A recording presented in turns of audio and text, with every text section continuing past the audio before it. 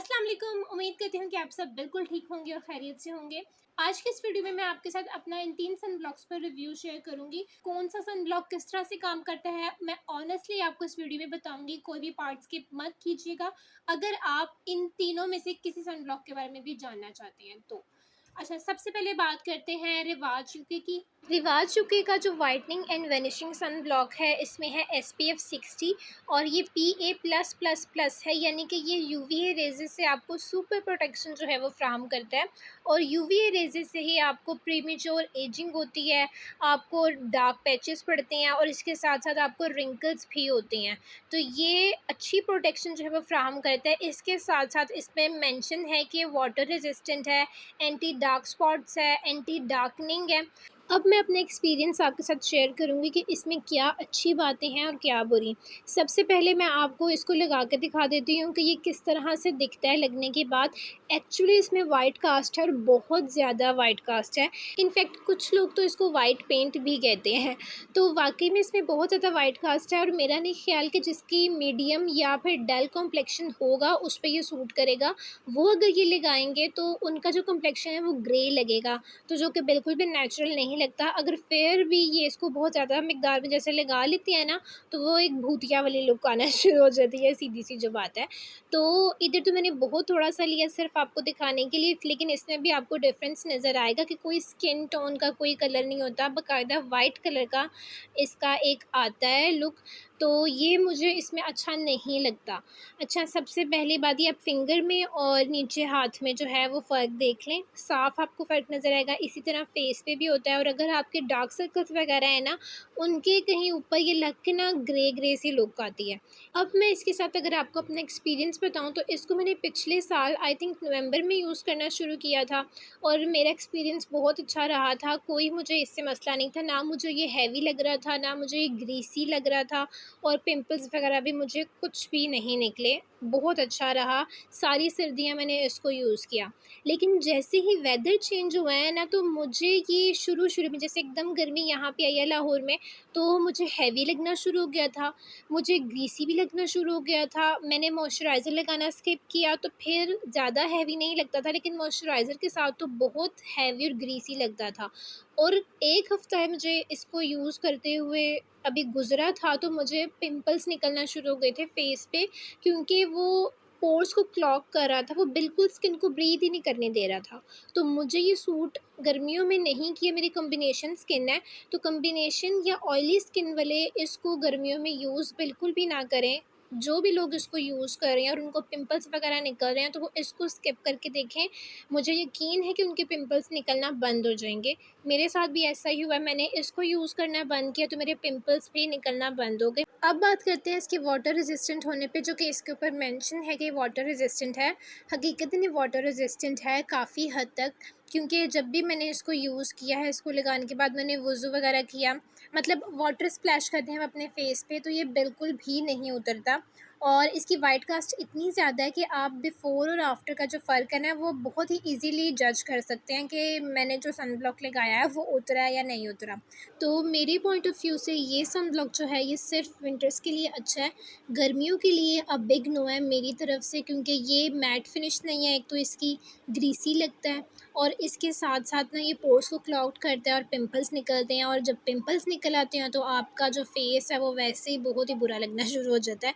तो जो भी इसको ले ध्यान से ले, और अगर इसको यूज़ करने से कोई मसला नहीं होता किसी को तो वो इसको यूज़ करे, लेकिन अगर कोई मसला होता है तो इसको यूज़ करना बंद कर दें। अब बात करते हैं नरमेर सन ब्लॉक की। इसमें है SPF 75 और ये सन ब्लॉक है विद स्किन लाइटनिंग एजेंट।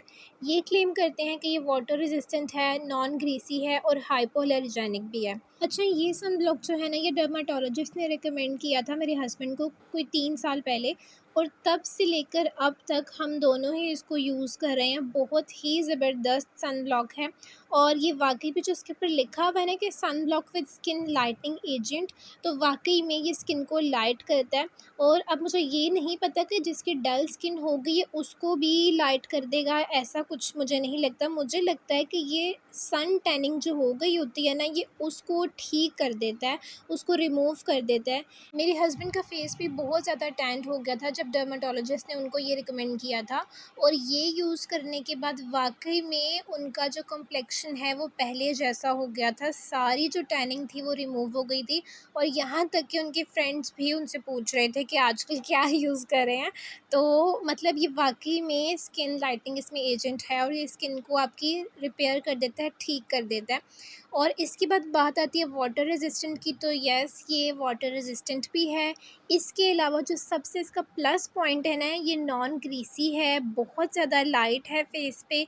इसको लगाने के बाद मतलब कोई हैवीनेस, कोई ग्रीसीनेस नहीं फ़ील होती और ना ही इसको लगाने के बाद आपको कोई पिंपल्स वगैरह का इशू होगा, ना ही आपके पोर्स जो हैं वो क्लॉग्ड होंगे। तो ये सन ब्लॉक जो है ये मैं आपको डेफ़िनेटली रिकमेंड करूँगी कि आप इसको ज़रूर ख़रीदें।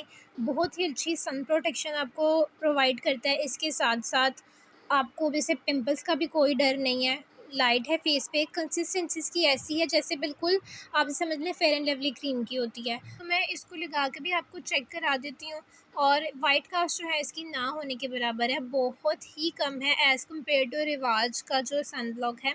और एक और बात मैं इसका शेयर कर दूँ आप लोगों के साथ कि इसको लगाने के बाद ना मुझे स्वेटिंग फ़ील होती है हमेशा ही, तो लेकिन मेरे हस्बैंड को फ़ील नहीं होती है। मुझे फ़ील होती है, तो मैंने आपको बता दिया। मेरे हस्बैंड की जो स्किन है वो फुली ड्राई स्किन है और मेरी जो है कॉम्बिनेशन स्किन है, तो मुझे फ़ील होता था इसलिए मैंने आपको बताना ज़रूरी समझा। मेबी आप लोगों को किसी को फ़ील हो और किसी को ना हो। तो ये मैंने यहाँ पे ये नरमीर का जो एक ड्रॉप ही मैंने लिया है और वो मैंने अपने थंब पे लगाया क्योंकि मैंने नीचे रिवाज का सनब्लॉक लगाया हुआ था। रिमूव मैंने उसको इसलिए नहीं किया ताकि आपको डिफ़रेंस नज़र आ सके तीनों सनब्लॉक का कि क्या डिफ़रेंस है, कितनी वाइट कास्ट है, कौन-सा किससे बेटर है। तो ये मैंने साथ एक फ़िंगर पे भी लगा लिया, अच्छे से मैंने उसको ब्लेंड कर दिया। अब आप देख लें नीचे वाला जो है वो ज़्यादा वाइट लग रहा है और जो ये नरमीर है ये बिल्कुल भी ऐसा कुछ भी ऐसा नहीं लग रहा है कि आपने कुछ एक्स्ट्रा लगाया हुआ है। तो नरमीर सनब्लॉक जो है ये हर स्किन टाइप वाला और हर स्किन टोन वाला ईज़िली यूज़ कर सकता है बिना किसी झिझक के। ये आपकी स्किन को ख़राब भी नहीं करेगा, ना ही आपको पिंपल्स का कोई इशू होगा और बल्कि आपको सन प्रोटेक्शन के साथ-साथ ना आपकी स्किन को भी लाइट करेगा। अब बात करते हैं सन क्यू के सनब्लॉक की। इसमें है SPF 70++। ये UVA और UVB दोनों रेज़ेस से आपको जो है वो प्रोटेक्ट करता है। अच्छा, ये सनब्लॉक जो है ये मैंने कुछ महीने पहले दराज़ से ऑर्डर किया था, तब सर्दियाँ थीं और लेकिन यूज़ करना मैंने इसको शुरू किया है 2 महीने पहले और इसके साथ भी मेरा एक्सपीरियंस बहुत अच्छा रहा है। ये लाइट है, मतलब हैवी नहीं है फेस पे और ग्रीसी बिल्कुल भी नहीं है। लेकिन ये मैं आपको बता दूँ कि इसकी मैट फिनिश बिल्कुल भी नहीं है। नरमीर की जो है वो मैट फिनिश है और इसकी ना ऐसा जैसे मॉइस्चराइज़्ड आपका फेस होता है ना, उस तरह की फिनिश है, ऑयली बिल्कुल भी नहीं है। मैं इसको यूज़ करती हूँ सीरम लगाने के बाद, डायरेक्ट मैं सनब्लॉक यूज़ कर रही हूँ, राइस सीरम मैं यूज़ कर रही हूँ और उसके बाद मैं डायरेक्ट सनब्लॉक लगा लेती हूँ। तो फिर भी मुझे ऐसे लगता है कि जैसे मैंने कोई जैसे मॉइस्चराइज़र वगैरह पहले अप्लाई किया हुआ है, तो ऑयली फेस वालों के लिए ये अच्छा नहीं रहेगा। तो ऑयली फेस वाले इसको ना ख़रीदें, बाकी कॉम्बिनेशन या ड्राई फेस के लिए ये परफ़ेक्ट है। कोई जैसे पोर्स क्लॉग नहीं करता, पिंपल्स वगैरह का कोई इशू नहीं होगा आपको इसको यूज़ करने के बाद। और इसकी वाइट कास्ट की बात की जाए ना, तो इसकी थोड़ी-सी वाइट कास्ट है, नरमीर की बहुत ही जैसे ना होने के बराबर है, इसकी उससे थोड़ी-सी ज़्यादा है। और कंसिस्टेंसी जो है ना दोनों की सेम है, नरमीर की और इसकी फेयर एंड लवली क्रीम की जैसी है।